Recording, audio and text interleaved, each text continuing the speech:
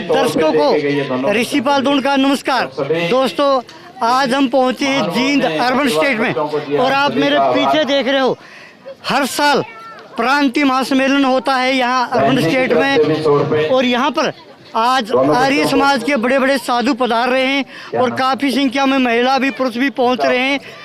और आज बहुत बड़ा शुभ दिन माना जाएगा।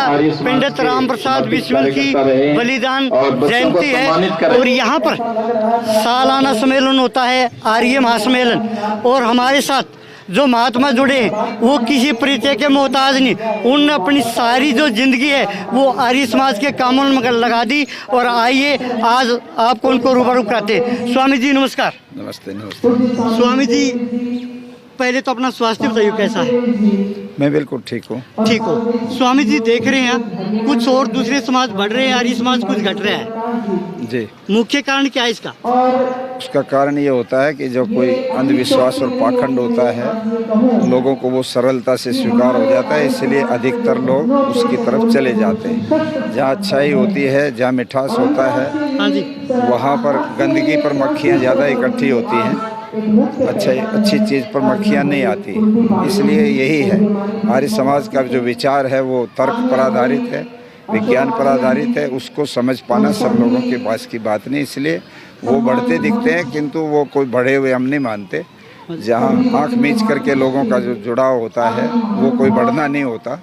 बढ़ना वो होता है जो बुद्धि से, तर्क से लोग जुड़ें, तो वो आर्य समाज के पास बहुत शक्ति है। आर्य समाज बिल्कुल नहीं घट रहा है, मैं इससे सहमत नहीं हूँ। खूब बढ़ रहा है आर्य समाज, लोगों में तर्क और विवेक जाग रहा है और वही आर्य समाज की उपलब्धि है। और आज का जो नौजवान है जी वो नशों की तरफ ज़्यादा बढ़ रहा है। हाँ, बिल्कुल बढ़ रहा है, क्योंकि उसको बढ़ाया जा रहा है। नौजवानों को बहुत आसानी से नशे की जो चीज़ें हैं वो उपलब्ध कराई जा रही हैं। सारी सरकारें नशे में डूब रही हैं, नशे को व्यापार बना दिया सरकारों ने।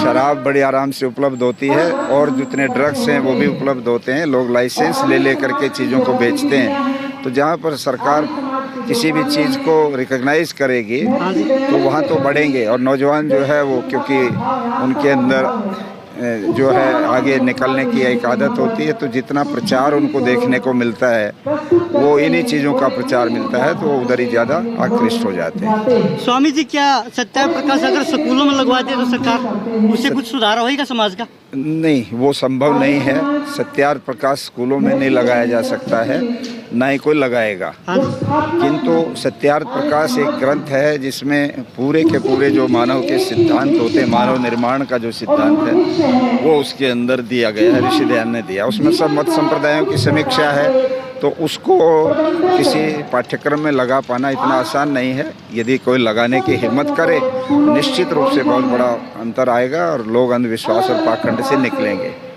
आज हमारे बीच में नहीं, हमने भी बड़े दुख के साथ कहना पड़ रहा है, स्वामी इंद्रवेश जी, उनकी किस तरह की सोच थी हमारे दर्शकों को बताना। स्वामी इंद्रवेश जी की एक बहुत ऊंची सोच थी। स्वामी इंद्रवेश जी यद्यपि गुरुकुल में पढ़े, गुरुकुल की पृष्ठभूमि उनकी रही, किंतु उन्होंने अपने जीवन में जो निष्कर्ष निकाला वो ये निकाला कि जब तक धर्म, सदाचार, परोपकार, समाज सेवा, चरित्र, इन सब चीज़ों के पीछे राज्य की ताकत नहीं खड़ी होगी, जब तक राज्य का संरक्षण इन विचारों को नहीं मिलेगा, तब तक ये चीज़ें नहीं फैलेंगी। आज उल्टा हो रहा है। स्वामी जी ने स्वयं देखा कि सरकार की तरफ से गलत चीज़ें बढ़ाई जाती थी, शराब का प्रचलन बढ़ा, गलत विज्ञापनों का, अश्लील विज्ञापनों का प्रचलन बढ़ा और सह शिक्षा के कितने दुष्परिणाम आए। ये सब सरकार के द्वारा होता था। तो उन्होंने अपनी ज़िंदगी का लक्ष्य बनाया कि राजनीति में अच्छे लोगों को लाना चाहिए, राजनीति को प्रभावित करना चाहिए, राज्य की ताकत को अच्छे लोग अपने हाथ में लें और उसके माध्यम से फिर समाज को बदलें। तो वो जो एक तरीका है वही एक तरीका है कि समाज में एक आमूलचूल परिवर्तन लाया जा सकता है। स्वामी इंद्रवेश जी समाज के अंदर गैर बराबरी के भी विरुद्ध थे। वो गरीब और अमीर के बीच की जो खाई है उसको गलत मानते थे। वो मेहनत कश किसान के लिए हमेशा सारी ज़िंदगी भर लड़े। वे नौजवानों के चरित्र की रक्षा के लिए उन्होंने बहुत बड़े बड़े कैंप लगाए, अभियान चलाए। उनका कार्य बहुत इस दिशा में आगे बढ़ा। इसलिए उनका दृष्टिकोण एक पूरे समाज को बदलने का था। जहाँ जहाँ भी समाज में कुरीतियाँ उनको दिखाई दी, उन्हीं कुरीतियों के विरुद्ध उन्होंने अपना अभियान चलाया और उसमें वो बहुत हद तक सफल भी हुए। उन्हीं के नेतृत्व में हरियाणा में शराबबंदी का आंदोलन चला था 1992 से 96 तक। तो हरियाणा में पहली बार स्वतंत्रता के उपरांत बाकायदा आंदोलन के दम पर शराबबंदी लागू की गई थी उस समय बंसीलाल जी की सरकार के द्वारा। तो स्वामी जी का ये प्रयत्न था। स्वामी जी ने स्वयं पहली बार भारत के इतिहास में किसानों को 76 रुपये क्विंटल के बदले 105 रुपये का भाव दिलवाया, जब उन्होंने दिल्ली के अंदर बोट क्लब पर भूख हड़ताल की, आमरण अनशन किया। स्वामी इंद्रवेश जी ने बहुत बड़े बड़े किसान आंदोलन लड़े, अध्यापकों के आंदोलन लड़े। तो स्वामी जी एक आंदोलनकारी और एक बहुत ही एक तेजस्वी और संघर्षशील सन्यासी थे। मेरे जैसे हजारों नवयुवक को उन्होंने तैयार किए, जो अपनी ऊंची से ऊंची शिक्षा प्राप्त करने के बावजूद भी समाज के लिए जिन्होंने अपने जीवन को लगाने का संकल्प किया। इसलिए मैं तो अपने जीवन में स्वामी जी को अपना मार्गदर्शक, अपना प्रेरणा स्रोत मानता हूँ। यदि वो मेरे जीवन में नहीं आए होते तो शायद आज मैं सन्यासी भी नहीं होता और आज शायद मैं सामाजिक जीवन में भी नहीं उतरा हुआ होता, एक वकील बन के मैं रह जाता। ये रास्ता स्वामी इंद्रवेश जी की प्रेरणा से मुझे मिला और मेरे जैसे अनेक मेरे साथी हैं जो इस रास्ते पर काम कर रहे थे। स्वामी जी एक महान सन्यासी थे आर्य समाज के।